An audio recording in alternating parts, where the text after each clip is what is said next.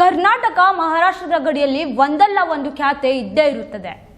ಇಲ್ಲಿ ಬಾರ್ಡರ್ ಹಾಕಿ ಅಕ್ರಮಕ್ಕೆ ಬ್ರೇಕ್ ನೀಡಿ ಅಂತ ಇಲ್ಲಿಯ ಗ್ರಾಮಸ್ಥರು ಏಕಾಏಕಿ ಹಿಟಾಚಿ ತಡೆಯುವ ಮೂಲಕ ತಮ್ಮ ಆಕ್ರೋಶ ಹೊರಹಾಕಿದ್ದಾರೆ. ಇಲ್ಲಿಯ ಜನತೆಯ ಆಕ್ರೋಶ ಯಾವ ಕಾರಣಕ್ಕೆ ಅಂತೀರಾ? ಈ ಸ್ಟೋರಿಯನ್ನು ಒಮ್ಮೆ ನೋಡ್ಕೊಂಡು ಬನ್ನಿ.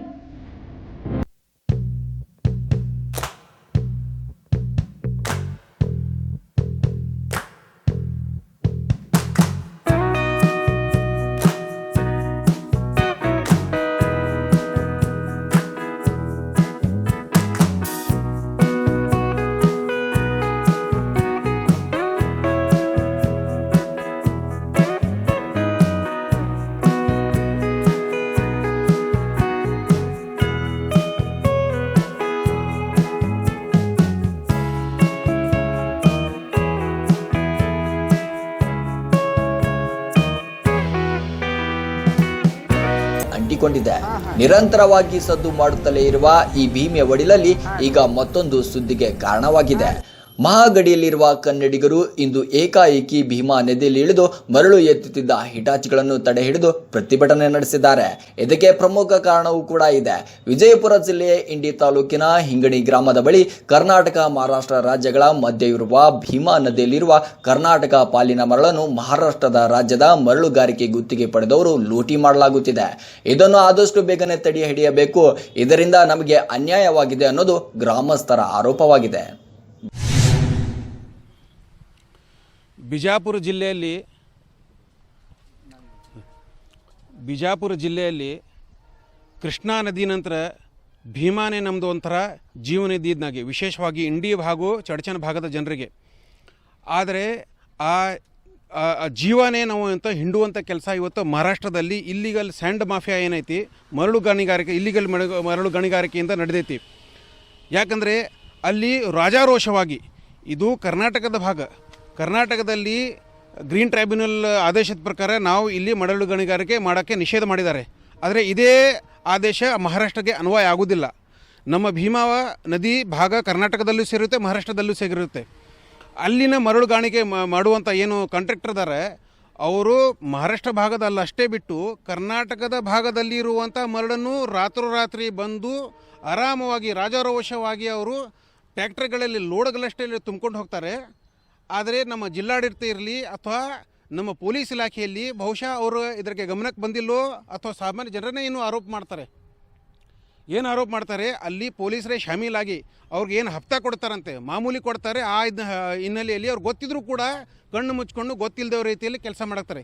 ಜಿಲ್ಲಾಡಳಿತ ಕೂಡ ಇದ್ರ ಮೇಲೆ ಯಾವುದೂ ಕ್ರಮ ತಗೊಂಡಿಲ್ಲ.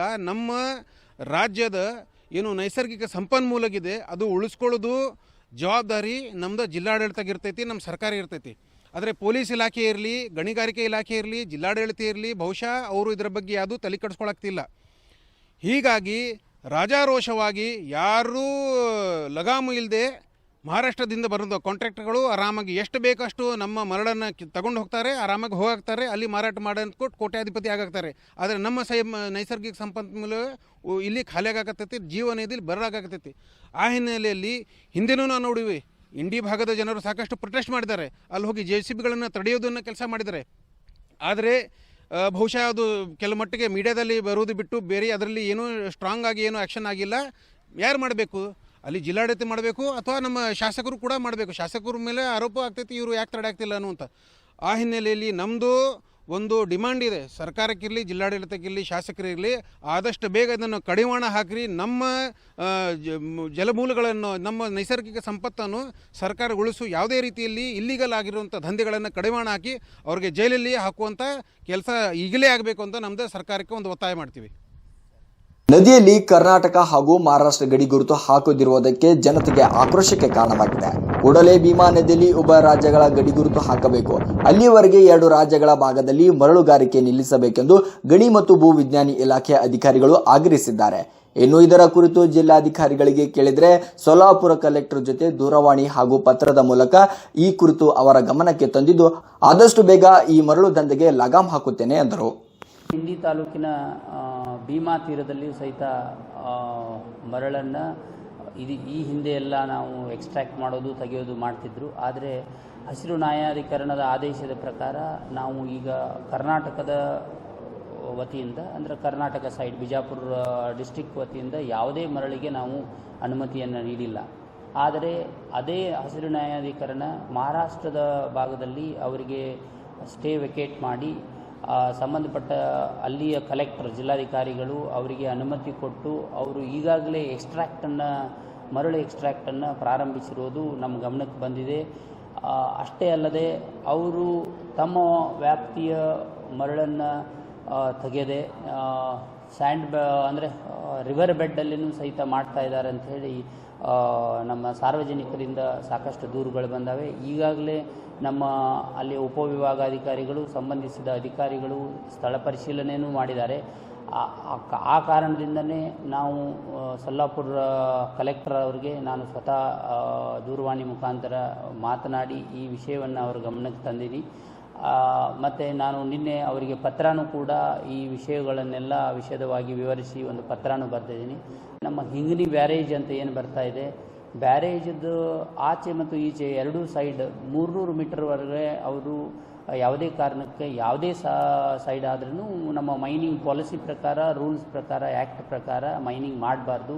ಆದರೆ ಸಾರ್ವಜನಿಕರು ನಮಗೆ ಈಗ ದೂರು ಕೊಡ್ತಾ ಇರೋದು ಹಿಂಗನಿ ಬ್ಯಾರೇಜ್ ಹತ್ತಿರನೇ ಅಂದರೆ ಅತಿ ಸಮೀಪದಲ್ಲೇ ಅವರು ಮೈನಿಂಗ್ ಮಾಡ್ತಾ ಇದ್ದಾರೆ ಅಂತ ಹೇಳಿ ಅವರು ಕಂಪ್ಲೇಂಟ್ ಮಾಡಿದ್ದಾರೆ. ಅದು ಈಗ ನಮಗೆ ಅದರಲ್ಲಿ ಅವರಿಗೆ ನಾವು ರಿಕ್ವೆಸ್ಟ್ ಮಾಡಿದ್ದೀವಿ ಏನಂದರೆ common meeting between the district authority Solapur ಮತ್ತು ನಮ್ಮದು ಎರಡೂ ಕಾಮನ್ ಮೀಟಿಂಗ್ ಮಾಡೋದಕ್ಕೂ ನಾನು ರಿಕ್ವೆಸ್ಟ್ ಮಾಡಿದ್ದೀನಿ. ಒಂದು ಅವಕಾಶ ಕೊಡ್ರಿ, ನಾವು ಒಟ್ಟಿಗೆ ಮಾಡೋಣ, ಆಮೇಲೆ ಅದಕ್ಕೆ ಫ್ಲ್ಯಾಗ್ ಹಾಕೋದು ಅಂಥೇಳಿ. ನಮ್ಮಲ್ಲಿ ನಾನು ಮೊನ್ನೆ ಪರ್ಮಿಷನ್ನು ಕೊಟ್ಟಿದ್ದೀನಿ. ಅಲ್ಲಿಯೂ ಸಹಿತ CCTV ಅಳವಡಿಸೋದಕ್ಕೆ ಅವಕಾಶ ಕೊಡಬೇಕು ಅಂತ ಹೇಳಿ ನಾನು ನಿರ್ಧಾರ ಮಾಡಿದ್ದೀವಿ. ಮತ್ತು ಅವ್ರ ಸೈಡ್ದಿಂದ ಇದು ಕಂಟ್ರೋಲ್ ಆದರೆ ನಮಗೆ ಭಾಳ ಅನುಕೂಲ ಆಗ್ತದೆ ಅಂಥೇಳಿ. ಈಗ ಆ ಬಾರ್ಡರ್ಗೆ ಸಂಬಂಧಪಟ್ಟಂಗೆ ಈಗ ಆ ನದಿಯ ಪಾತ್ರ ಅವರಿಗೆ ಎಷ್ಟು ಸಂಬಂಧಿಸಿದ್ದು, ನಮಗೆ ಎಷ್ಟು ಸಂಬಂಧಿಸಿದ್ದು ಅಂತ ಹೇಳಿ ಸರ್ವೇದಲ್ಲಿ ನಮಗೆ ಎಲ್ಲಿ ಇಲ್ಲ. ಆದರೆ ನಾವೇ ಈಗ ನಾನು ನಮ್ಮ ಅಧಿಕಾರಿಗಳಿಗೆ ಹೇಳಿದ್ದೀನಿ, ಮಧ್ಯದಲ್ಲಿ ಅವರಿಗೆ ಮಾತ್ರ ನಮ್ಮದು ಭಾಗ ಏನಿದೆ ಅಲ್ಲಿ ಯಾವುದೇ ಕಾರಣಕ್ಕೆ ಮೈನಿಂಗ್ ಅವರಾಗಲಿ ಯಾರೇ ಆಗಲಿ ನಡೆಸ್ದಂಗೆ ಕ್ರಮ ಕೈಗೊಳ್ಳಬೇಕಂತ ನಾವು ಹೇಳಿದ್ದೀವಿ. ಮತ್ತು ನಾವು SP ಅವರು, ನಾನು CEO ಎಲ್ಲ ಡಿಸ್ಕಸ್ ಮಾಡಿ ಇದ್ರ ಬಗ್ಗೆ ನಮ್ಮ ಅಧಿಕಾರಿಗಳಿಗೆ ಸ್ಪಾಟ್ ಇನ್ಸ್ಪೆಕ್ಷನ್ ಮಾಡಿ ನಮ್ಮ ಕಡೆ ಏನಾದರೂ ಮಾಡ್ತಿದ್ರೆ ಅಂಥವನ್ನ ಸೀಸ್ ಮಾಡೋಕ್ಕೂ ನಾನು ಸೂಚಿಸಿದೆ.